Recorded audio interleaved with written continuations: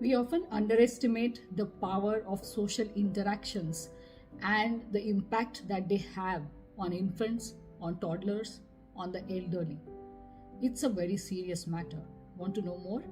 Hi, I'm Dr. Rashmi Kulkarni, co-founder of Arna Gen Solutions.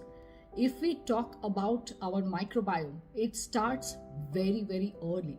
We have talked about where we get our microbiome from. It's our first gift that we receive from our mother. And what do you think happens after that?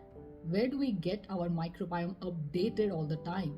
So there are these social interactions which play a very important role in shaping our microbiome among other factors like the external environment, the food, the water, the air that we breathe. So what do these social interactions do and how do they impact our microbiome? Why should we know about this? Any young parent or people who are caring for their elderly parents should know about this. This is a very important topic. So let us break it down into 5 simple points. The first important thing we need to know is that infants require an exposure to germs, to healthy microorganisms in order to build their microbiome, because their immune system needs to be updated all the time. Their immune system needs to be trained. How does it get the training without germs? So they need this exposure, they need good, healthy social interactions when they're interacting with their parents, with their families, and with other people who are visiting in a healthy, controlled manner, of course, not with people who have infections. They are going to get a very well developed immune system because it is updated, it is trained all the time, and it is going to improve the diversity of their microbiome.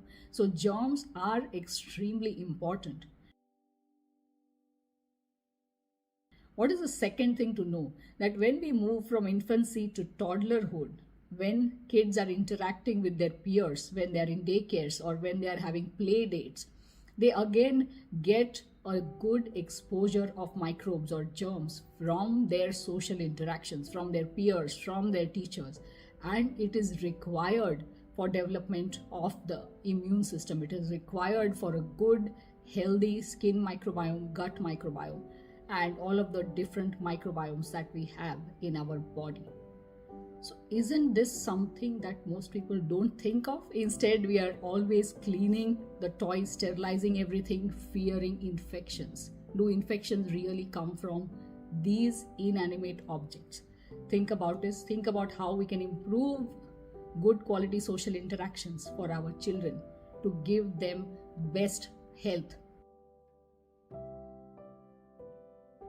The third important thing to consider for people who have elderly parents is that when elders go into social isolation, it is not just loneliness that impacts their health. Social isolation also causes a reduction in the diversity of their microbiome.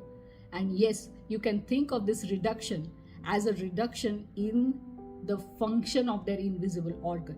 When this organ is not functioning properly like it did in their adult years, when they were adults, not senior citizens, it is just going to lead to very poor health. It is going to lead to deterioration of health very fast because they just cannot digest their food, they cannot absorb what they are eating, they cannot make vitamins, they cannot absorb minerals, and they cannot update their immune system. All of these functions are compromised in the elderly.